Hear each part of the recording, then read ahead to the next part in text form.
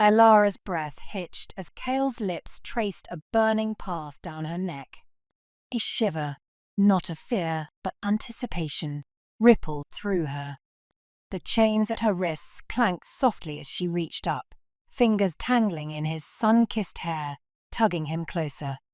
She met his gaze with a boldness that rivaled his own. The moment hung heavy with unspoken desires, a dangerous dance of power and surrender. She stepped closer, her bare breasts brushing against his chest, a jolt of electricity sparking between them. His hands found her waist, his fingers digging into the soft flesh beneath her ribs, eliciting a gasp from her lips.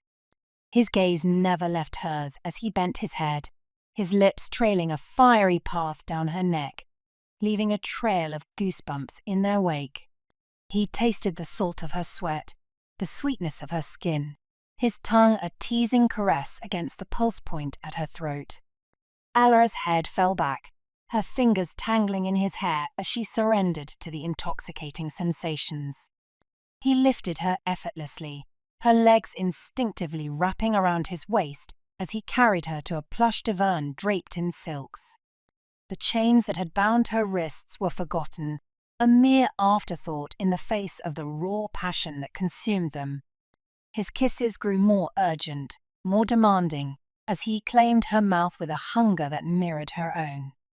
His hands roamed her body, exploring every curve and hollow, leaving a trail of fire in their wake.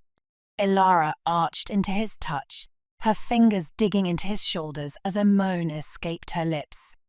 The world narrowed to the feel of his body against hers, the taste of his mouth, the intoxicating scent of his skin. He lifted her tunic, bearing her to his gaze.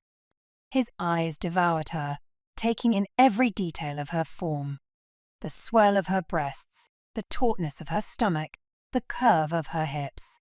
His touch was reverent, almost worshipful, as he traced the scars that adorned her body, each one a testament to her strength and resilience. "Beautiful," he breathed, his voice husky with desire. "So beautiful." His words ignited a fire within her, a yearning for a connection that went deeper than just physical pleasure. She reached for him, their bodies entwining in a dance of passion and surrender, their cries echoing through the silent throne room as they gave themselves over to the primal rhythm of desire.